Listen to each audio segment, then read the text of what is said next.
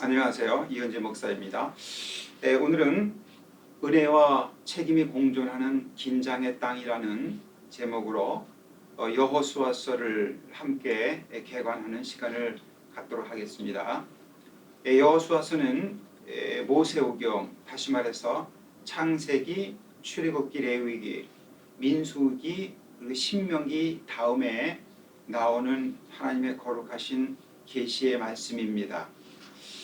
이제 모세의 영도에 의해서 이스라엘 백성들이 애굽을 탈출해서 하나님께서 약속하신 가나안 땅을 향하게 되었고 40년간의 광야 생활을 마치면서 모세가 광야에서 죽음을 맞이합니다.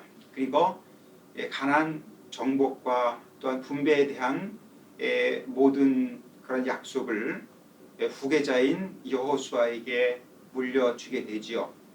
그래서 오늘 우리가 함께 살펴보는 여호수아서에서는 하나님께서 여호수아를 사용하셔서 어떻게 하나님이 약속하셨던 가나안 땅에 하나님의 백성들인 이스라엘이 이제 들어가게 되고 또한 전쟁을 통해 정복하게 되고 땅을 분배하게 되는가라는 그러한 내용들이 여호수아에 이제 기록이 되어 있습니다.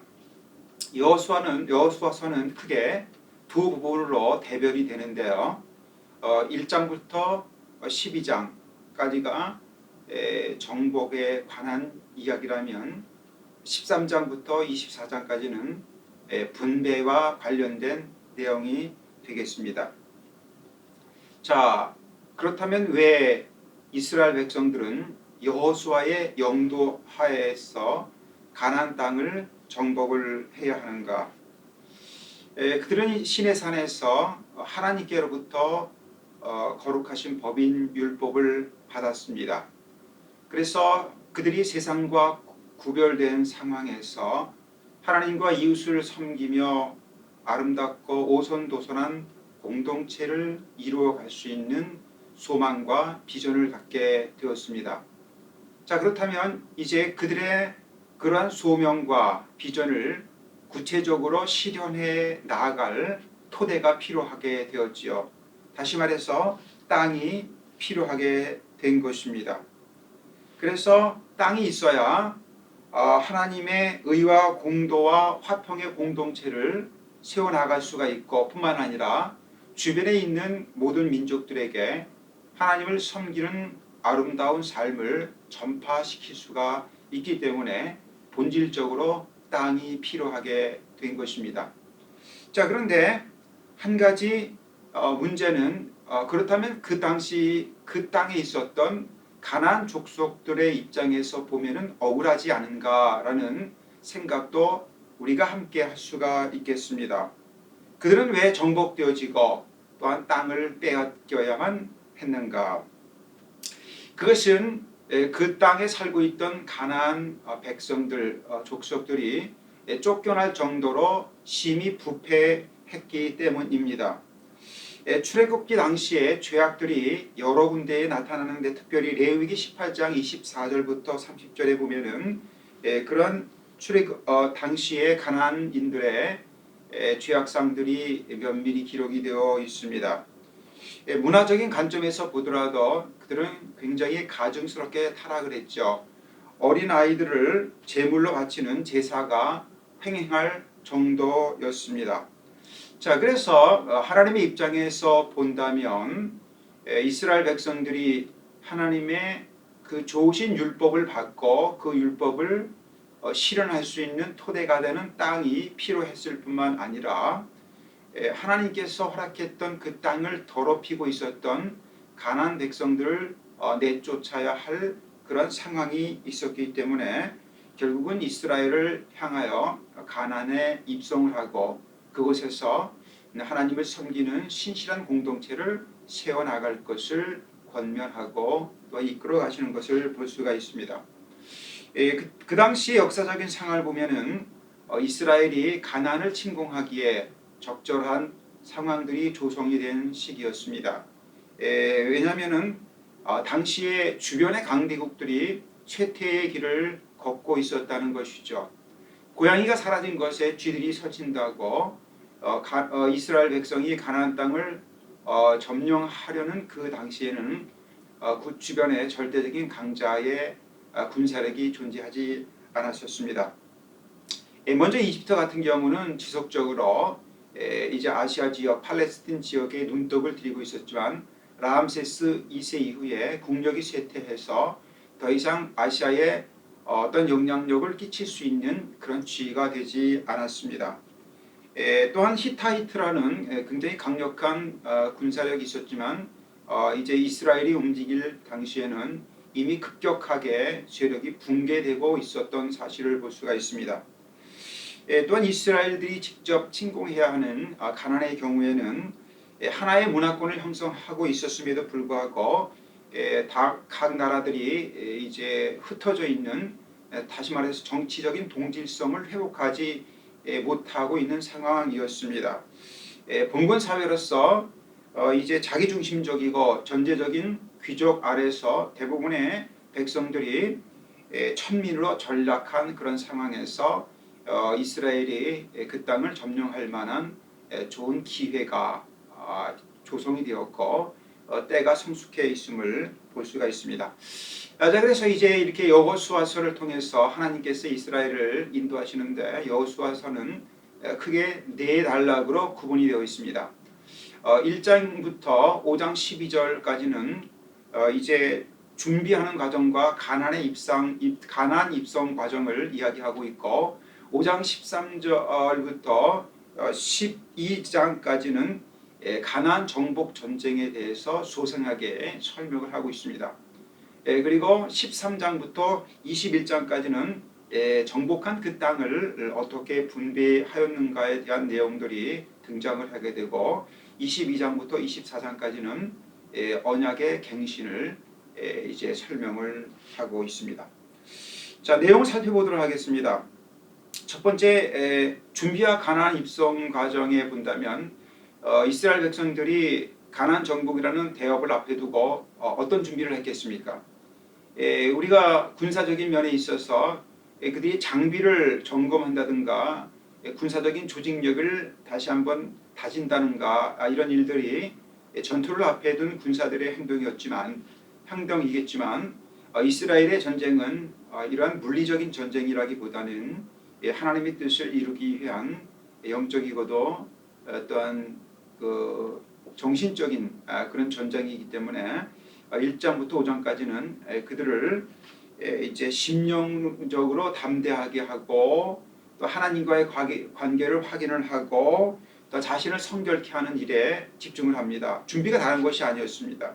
그래서 하나님으로부터 마음을 담대하라는 그러한 통보를 1장에서 이제 받게 되면 2장에서는 여리고성을 정탐을 하고 3장과 4장에서 여리고성을 도하는 광경이 나오고 5장에서 다시 한번 자신들을 정결케 하는 할례를 길갈에서 행하고 하나님의 군대 장관을 대면하게 됩니다. 그래서 이들이 이제 철저하게 가나안을 향해 진군하는 자신들의 모습과 자신들의 정확한 정체성들을 확인을 하면서 하나님께서 그들에게 맡겨주시는 그 일들의 본질이 무엇인가에 대해서 다시 한번 스스로를 점검하고 확인을 하게 됩니다. 자, 그런데 여기서 우리가 하나 살펴볼 것은 왜 이스라엘은 이제 요단강 동편의 모압 평지에서 그 시절에 요단강을 건너야만 했는가라는 것입니다. 그 당시에는 건기가 아니라 우기였기 때문에 강물이 넘치는 시기였다라고 묘사를 하고 있습니다. 강물이 넘친다. 그렇다면 가나안에 입성하는 그 길목이 요단강 동편에서 요단강을 도하하는 길만 있는 것이 아니었습니다. 밑으로 내려와서 이제 사해를 지나고 그 밑으로 남쪽에서부터 가나안을 향하게 된다면 굳이 이렇게 물이 넘치는 요단강을 무리하게 건널 필요가 없었습니다. 자, 그런데 하나님께서 그렇게 하기를 원하셨습니다. 왜 그랬을까요? 하나님께서는 여호수아를 제2의 모세로 세우셨습니다. 모세가 행했던 일이 무엇입니까? 홍해를 가르고 그곳에 길을 내게 하는 하나님의 능력을 체험하게 했던 장본인입니다. 그렇다면 제2의 모세가 된 여호수아도 모세가 했던 것처럼 이제 물을 다스려야 합니다. 다시 말해서 넘치는 요단강물을 멈추게 하고 그것을 건너게 함으로 인해서 여호수아가 모세의 뒤를 잇는 지도자임을 증명을 해야 했다는 것입니다.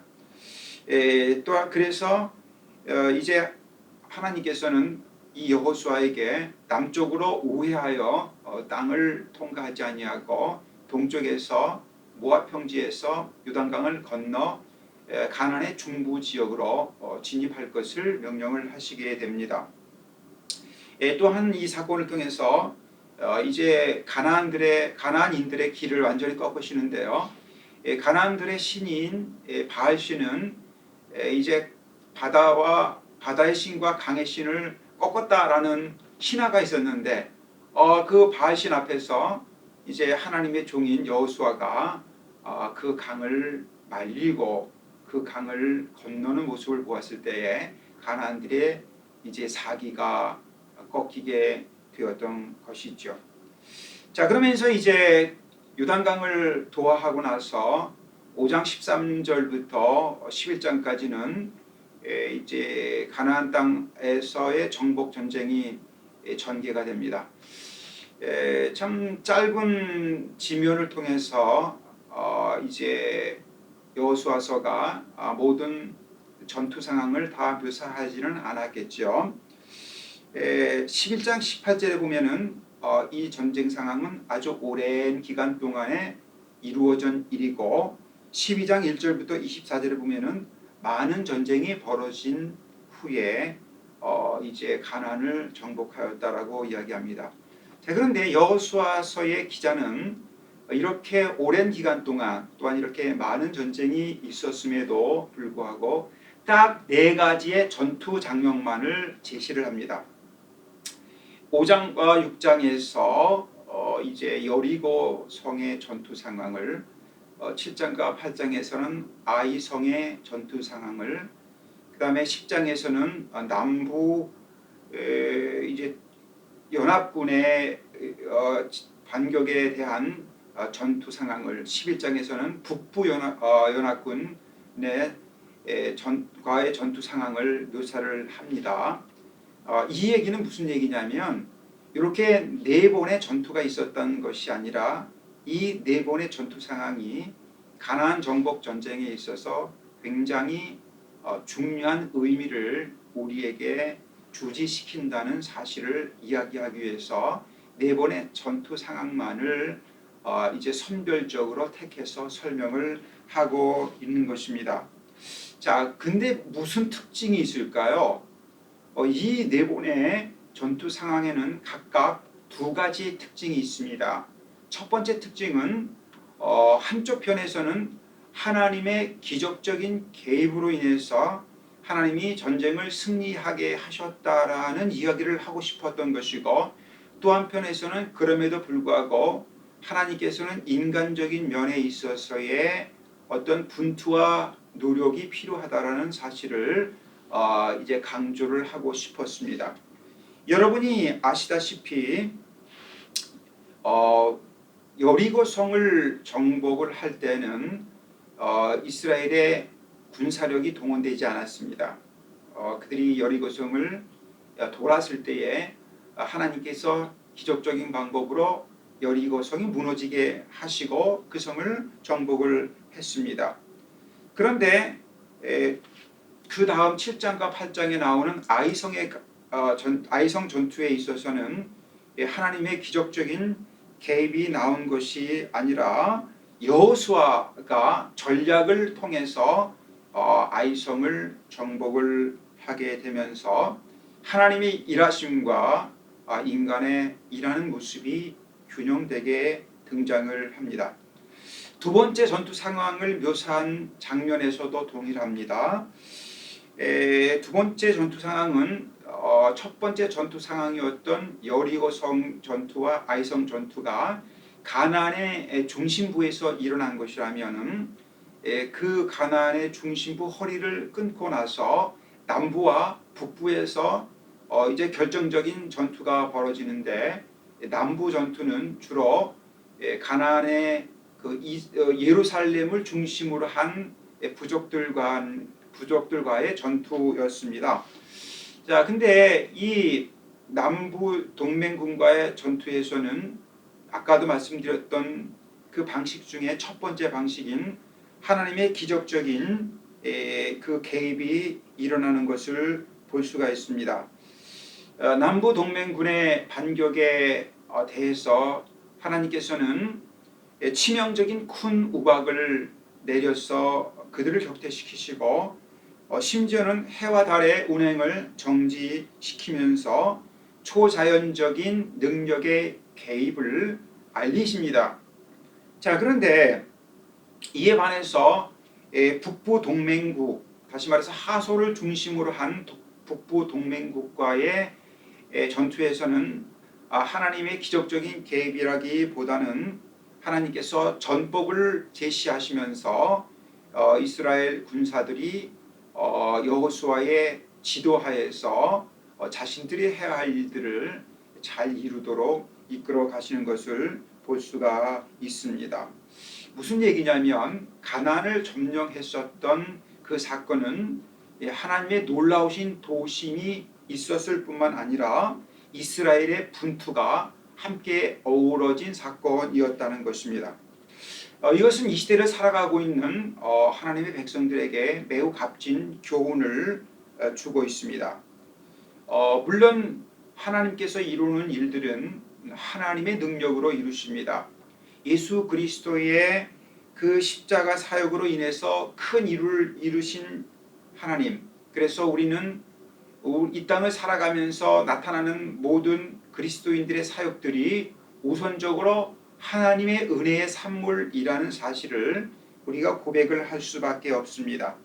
그러나 거기에서 끝나는 것이 아닙니다. 하나님께서는 우리들을 독려하심으로 인해서 우리가 하나님을 향한 진심에서 우러나오는 애정어린 헌신과 또한 죄악과 시대 조류에 대한 깊은 통찰력과 분투를 통해서 이 땅에 하나님 나라의 아름다우심을 실현하도록 우리를 이끌어 가시는 것을 볼 수 있습니다. 우리가 그리스도인으로서 이 땅을 살아가는 것, 물론 나의 힘만 의지하면 안 됩니다. 하나님의 능력을 우리가 바라보고 의지해야 합니다. 그러나 또 하나 분명히 기억할 것은 그렇다고 해서 모든 것을 하나님께만 맡겨서는 안 된다는 겁니다. 우리가 행해야 할 일들이 있고 우리가 애정어린 헌신과 분투가 어떻게 어우러져서 이 땅에 하나님의 그 통치하심이 확장되어지는지를 가슴 깊이 우리가 자각을 하고 또 마음으로 결단을 해야 한다는 것이죠. 그래서 이렇게 가나안을 정복하는 과정이 그려질 때에 여호수아서의 기자는 의도적으로 하나님의 기적적인 개입과 인간의 분투를 함께 제공을 하면서 그리스도인들의 나아갈 바를 제시를 하는 것을 발견을 하게 됩니다. 이렇게 전반부에서 1장부터 12장에 나타난 가나안 입성 준비와 정복 전쟁을 마치고 나서는 13장부터는 이제 내용들이 굉장히 안정이 되어집니다. 13장부터 21장까지 그 정복한 가나안 땅을 이제 지파들이 분배받아서 정착하는 과정이 이제 그려지고 있습니다. 자, 그런데 우리가 이 땅의 분배를 함께 살펴볼 때 어느 지파가 어느 곳의 땅을 받았느냐라는 것은 별로 중요하지 않습니다. 우리는 그것을 몰라도 됩니다. 중요한 것은 뭐냐면 그 땅이라는 것의 성격이 무엇인지를 우리가 파악을 하고 그곳에 머물고 정착하고 삶의 뿌리를 내려야 한다는 것이지요. 땅의 성격은 무엇입니까? 거룩한 전쟁 후에 부산물로 결과물로 부여됐는데 그것은 그 땅에서 그들이 어떠한 결과물들을 누리며 살라는 것이 아니라 그 땅이야말로 하나님께서 그들을 택하시고 부르시고 그들에게 말씀을 주시고 그들의 마음을 고양시키시며 이 땅 가운데 펼치시길 원했던 하나님의 말씀이 구체적으로 실천될 그러한 실천의 장소라는 것입니다. 자, 그 땅이 왜 어떤 절차를 걸쳐서 이스라엘에게 넘겨지게 되었습니까? 부도덕과 우상 숭배로 가득 차 있었던 가나안 백성들을 하나님이 간과하지 아니하시고 임차 계약을 다 무효로 하고 그들을 내쫓았을 때에 이제 그들이 가나안 땅에 들어서게 됐습니다. 이 이야기는 그들은 단순히 임차인에 불과하다는 것입니다. 그들은 주인이 아닙니다. 만약에 그들이 하나님의 마음에 합당하지 아니하고 자신들의 육적인 욕망들을 충족시키는 일로 치닫게 되면 하나님께서는 이스라엘과의 임차 관계를 폐지하시고 그들을 내쫓게 될 것입니다. 물론 이것은 나중에 역사 속에서 증명이 된 일이기도 합니다. 불순종의 바벨탑 문화를 추종하고 있던 가나안 백성들을 몰아내고 아브라함의 순종이 꿈틀대는 공동체를 세우기 위해서 하나님이 그들을 택해서 그 땅에 정착시키시고 땅을 분배해 주었다면 이제 그들 가운데 나타난 삶의 방식이라는 것은 어떻게 하면 그런 하나님의 인도하심을 받는 삶이 그 땅에 뿌리를 내리고 정착됨으로 인해서 주변 모든 민족과 국가에 참 아름다운 영향력을 끼치는 그들의 소명을 잘 감당하느냐 하는 것입니다. 그러기 위해서 그들에게 중요한 것은 신명기적인 사랑과 공의가 차고 넘치는 그런 사회를 그들이 세울 것인지 아니면 가나안 땅에 살았던 사람들이 추구해 왔었던 약육강식적이며 유격적인 그러한 문화가 다시금 연결될지가 하나님의 입장에서는 굉장히 중요한 것이었습니다. 그래서 이제 하나님께서는 그들에게 땅을 분배하시면서 하나님과 이스라엘 간의 그런 언약을 다시 한번 체결하는 과정들이 두 번이 나오고 있습니다. 그래서 정복 전쟁의 중앙인 8장 30절부터 35절과 맨 마지막 장인 24장에서 언약을 갱신하십니다. 지금 하나님의 관심은 이스라엘 백성들이 땅을 정복했다가 아니라 이스라엘 백성들이 하나님과의 언약을 마음에 담고 담지하고 하나님의 뜻을 그 땅에 실현함으로 인해서 하나님의 귀하신 의도와 사랑과 공의가 이 땅 가운데 편만하게 확장되어지는 그러한 일들에 관심을 가지기 때문에 너희가 정말로 나와의 이 언약 가운데 충실히 거하겠느냐라는 그런 다짐을 여호수아서에서는 두 번이나 하고 있는 것을 볼 수가 있습니다. 이스라엘의 정체성이 무엇인지를 밝혀주면서 하나님께서는 그들에게 땅을 하사하셨습니다. 그것이야말로 그들이 진정한 평강인 샬롬을 누리면서 그 땅에 살아갈 수 있는 전제 조건이 되는 것입니다. 가나안 땅에 지금까지 뿌리를 내리고 있었던 그런 사악한 삶의 양식과 결별하고 또한 그들의 삶의 양식에 매료되지 아니하고 하나님이 주셨던 신실한 삶의 양식을 그들이 이제 마음에 품고 또한 그것을 실현하면서 살아갈지 아닐지 이것이 그들의 삶에 있어서 굉장히 큰 기준이 되고 토대가 되기 때문에 그들이 비록 가나안 땅에 정착을 하고 분배를 받지만은 그것은 조건적인 정착인 것을 볼 수가 있습니다. 그래서 이 22장 이후 24장까지는 그들의 그 소중한 소명들을 각인시키는 여호수아의 두 편의 설교가 등장을 하고 그다음에 언약 갱신이 나오게 됩니다. 얼마나 이스라엘 백성의 입장에 있어서 하나님의 언약을 붙잡고 그 언약을 따라서 살아가는 것이 정말 생명을 걸 만한 중차대한 일인지 하는 것을 보여주고 있습니다. 자, 그들이 명심할 것이 무엇입니까? 그들이 그 땅에 정착하고 토지를 분배받고 살아가게 되지만 그들에게 있어야 할 것은 정말로 진정한 용기 있는 결단과 믿음의 삶이라는 것입니다.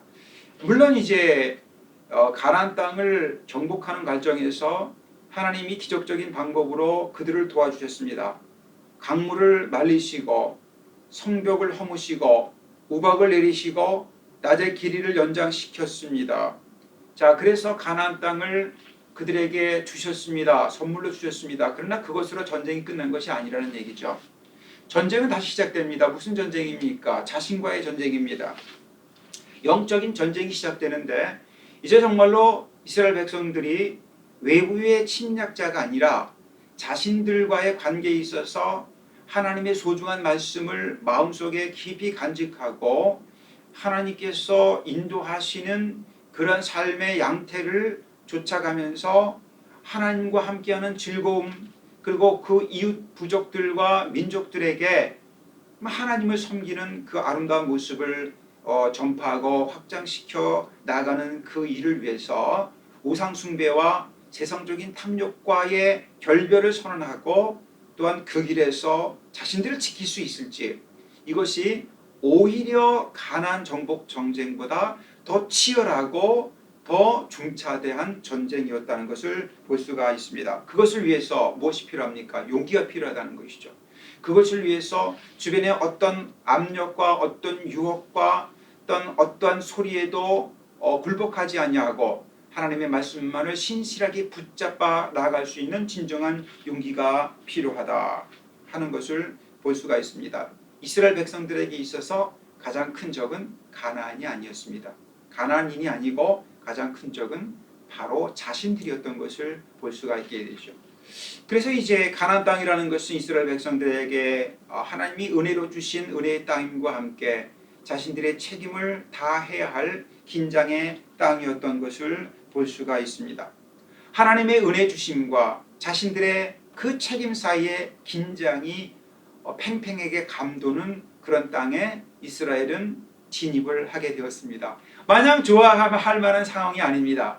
정말로 자신들과의 그 싸움을 앞에 두고 있으면서 정말 무너지지 아니하고 하나님의 인도하심과 은혜 주심 속에서 자신들의 진정한 정체성을 세워 나갈지, 하나님과의 긴밀한 유대관계 속에서 그들이 믿음의 사람들로서의 아름다운 모습을 계속 지속적으로 확보해 나갈 수 있을지 하는 자신과의 전쟁이 그들에게 놓여 있다는 것입니다. 그래서 이제 그 여호수아를 보면은 이런 가나안 민족과의 그 전쟁이라는 것이 어떤 물리적이고 또한 전투적인 상황을 묘사하기보다는 그 가나안 백성들의 죄악을 제거하는 과정일 뿐만 아니라 이스라엘 백성들에게 다가올 수 있는 죄악에 대한 하나님의 경고음도 역시 등장을 합니다. 여러분 이제 아시다시피 7장의 아간 사건을 보게 되면은 왜 아간을 그렇게 하나님께서 참 처리를 하셨는가 하는 의문을 갖게 되는데, 그것은 하나님의 입장에서 가장 중요한 것은 이스라엘의 죄였기 때문입니다. 자신들의 죄와의 전쟁, 그 싸움에 승리해야만 이스라엘이 정체성이 확립이 될 수 있고 그 땅에서 토함을 받지 않게 된다는 것입니다. 자, 여러분 오늘 우리는 여호수아를 통해서 하나님께서 주신 그 아름다운 가나안 땅이 은혜와 긴장이 공존하는 땅이라는 사실을 알게 됩니다. 우리가 이 땅을 살아가는 것 하나님의 은혜이지만 또한 이 땅을 살아가는 것 하나님의 백성으로서의 또한 정당한 책임이 우리에게 이제 주어져 있다는 사실도 함께 생각을 해야 할 것입니다. 하나님은 이 땅을 우리에게 위탁을 하셨습니다. 하나님의 은혜가 그리고 하나님의 공의와 그 사랑이 넘치기 위해서 우리를 선택하시고 우리를 부르시고 우리에게 그 복음을 맡겨주셨습니다. 이 일을 행하는 것 하나님의 은혜 안에서 이루어지는 일이지만 이스라엘 백성들이 이제 가나안 정복 전쟁 때 느꼈던 것처럼 그것은 하나님을 향한 진정 어린 애정과 하나님의 말씀을 갖고 이 땅 가운데서 복음이 뿌리 내리기 위해서 우리의 마음을 다하는 그런 분투가 어우러져야 한다는 것입니다. 그래서 오늘 여호수아를 통해서 하나님께서는 여호수아 기자에게 하나님의 백성으로서 이 땅을 살아가는데 가장 중요한 것은 하나님의 은혜와 함께 또한 하나님의 백성으로서의 참다운 책무들을 잘 감당하고 책임 있는 하나님 백성들로서의 모습을 세워나간다는 것을 우리에게 보여주셨습니다. 이 땅을 살아가면서 우리에게 허락하신 이 아름다운 터전에서 우리들의 소명이 무엇이고 또한 우리에게 내리시는 하나님의 은혜의 광대하심이 무엇인지를 다시 한번 느끼는 시간이 되기를 바라겠습니다. 감사합니다.